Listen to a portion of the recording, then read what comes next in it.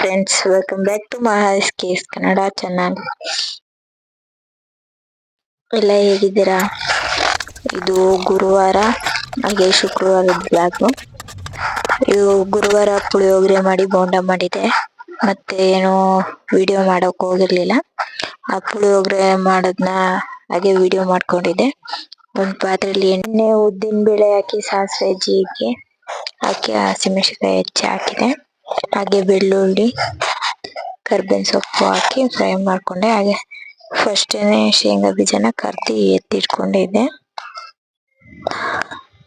ಅದು ಚೆನ್ನಾಗಿ ಮೆಣಸಿನ್ಕಾಯಿ ಫ್ರೈ ಆದ್ರೆ ಚೆನ್ನಾಗಿರುತ್ತೆ ಅದನ್ನ ತಿನ್ನಕ್ಕೂ.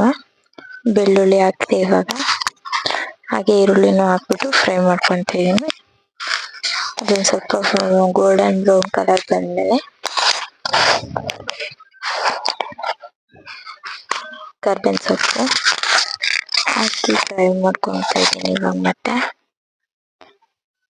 ಪುಳಿಯೋಗರೆ ಪೌಡರ್ ಮಾಡಿಟ್ಕೋಬೇಕು, ಆದ್ರೆ ಟೈಮ್ ಆಗ್ತಾ ಇಲ್ಲ. ಸಾನ್ವಿ ಇದ್ದಾಳೆ, ಅವ್ರ ಸ್ಕೂಲಿಗೆ ಕಳಿಸ್ಬೇಕು ಮಕ್ಳಿಗೆ ಅಂತ ಹೇಳ್ಬಿಟ್ಟು ಈರುಳ್ಳಿ ಸಾಫ್ಟ್ ಆಗ್ಲಿ ಅಂತ ಉಪ್ಪು ಹಾಕೊಂಡು ಫ್ರೈ ಮಾಡ್ಕೊಂಡು ಅದಕ್ಕೆ ಈಗ ಅರಿಶಿನ ಪುಡಿ ಹಾಕೊಂಡಿದ್ದೀನಿ. ಅದನ್ನು ಅಷ್ಟೇ ಲೈಟಾಗಿ ಫ್ರೈ ಮಾಡ್ಕೊತಾ ಇದ್ದೀನಿ.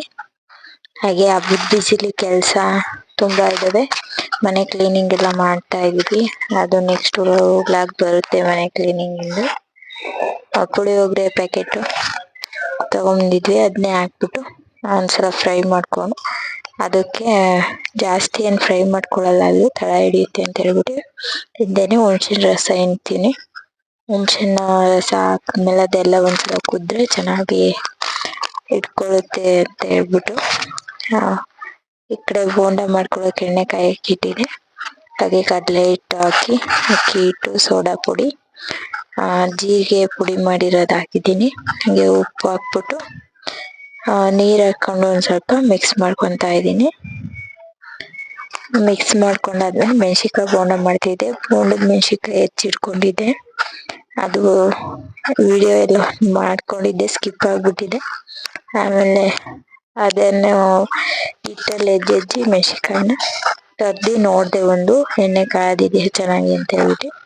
ಆಮೇಲೆ ಒಂದೆರಡು ಮೂರು ಬಿಟ್ಕೊಂಡು ಬೋಂಡನ ಕರಿತಾ ಇದೀನಿ. ಇವಾಗ ತುಂಬಾ ಚೆನ್ನಾಗಿ ಬಂದಿತ್ತು, ಆದ್ರೆ ಹಿಟ್ಟು ಒಂದ್ ಸ್ವಲ್ಪ ತೆಳ್ಳಗಾಗ್ಬಿಟ್ಟಿತ್ತು. ಇನ್ನೊಂದ್ ಸ್ವಲ್ಪ ಗಟ್ಟಿ ಇರ್ಬೇಕಿತ್ತು ಹಿಟ್ಟು.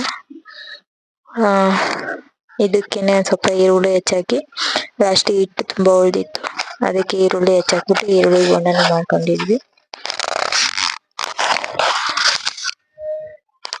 ಏನಾರ ಚಿತ್ರಾನ್ನ, ಪುಳಿಯೋಗರೆ ಅಂದ್ರೆ ಏನಾರ ಒಂದ್ ಸೈಡ್ ಸಿಗಿದ್ರೇನೆ ಚೆನ್ನಾಗಿರುತ್ತೆ ಅಲ್ಲ ಅಂತ ಬೋಂಡ ಮಾಡ್ಕೊಂಡಿದ್ದೆ. ನನ್ನ ಮಗಳಿಗೆ ಪುಳಿಯೋಗರೆ, ಶಂಕರ್ಗೆ ಪುಳಿಯೋಗರೆ ಅಂದ್ರೆ ತುಂಬಾ ಇಷ್ಟ. ಈಗ ಪುಳಿಯೋಗರೆ ಗೊಜ್ಜಿಗೆ ಅನ್ನ ಎಷ್ಟು ಬೇಕು ಅಷ್ಟು ನೋಡಿ ಹಾಕೊಂಡು ಕಲ್ಸ್ಕೊಂತ ಇದ್ದೀನಿ. ಕಲ್ಸ್ಕೊಂತಾನೆ ಅದೇ ಗೊಜ್ಜಿಗೆ ಎಷ್ಟು ಆಗುತ್ತೆ ನೋಡ್ಕೊಂತಾನೆ ಇವಾಗ ಕಲ್ಸ್ಕೊಂತ ಇದ್ದೀನಿ. ಅದಕ್ಕೆ ಒಣಕೊಬ್ಬರಿ, ಕ್ಯಾರೆಟು, ಕೊತ್ತಂಬರಿ ಸೊಪ್ಪು ಅವೆಲ್ಲ ಹಾಕಿದ್ರೆ ಇನ್ನ ಚೆನ್ನಾಗಿರುತ್ತೆ. ಇಲ್ಲಿ ಒಣಕೊಬ್ಬರಿ ಸಿಕ್ಕಿಲ್ಲ, ಹಾಗೇನೆ ಮಾಡಿದೆ. ಇವಾಗ ಕಲಸಿದಾದ್ಮೇಲೆ ಕ್ಯಾರೆಟು, ಶೇಂಗಾ ಬೀಜ ಹುರಿದಿಟ್ಕೊಂಡಿದ್ನಲ್ಲ ಅದನ್ನು ಹಾಕ್ಬಿಟ್ಟು ಒಂದ್ಸಲ ಮಿಕ್ಸ್ ಮಾಡ್ಕೊತಾ ಇದ್ದೀನಿ. ಇವಾಗ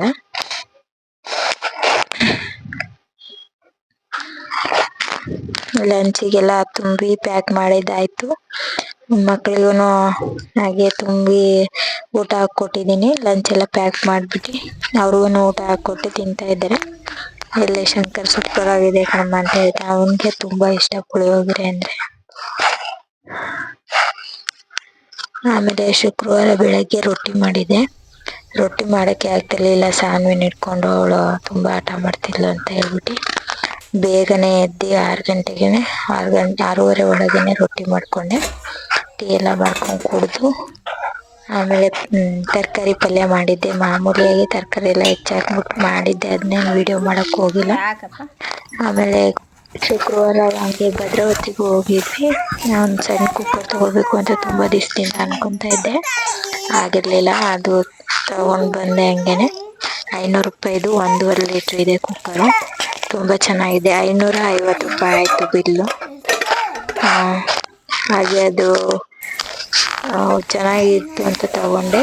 ಆಮೇಲೆ ಆಪಲ್ ಮಕ್ಕಳಿಗೆ ಇದು ಹೊಸ ತರ ಹಣ್ಣು, ಇದು ಹೆಸರು ಗೊತ್ತಿದ್ರೆ ಕಮೆಂಟ್ ಮಾಡಿ. ನನ್ಗಷ್ಟು ಅದು ಹೇಳಿದ್ರು ಅದು ಗೊತ್ತಾಗ್ತಾ ಇಲ್ಲ ಹೆಸರು ಏನಂತ ಹೇಳ್ಬಿಟ್ಟು.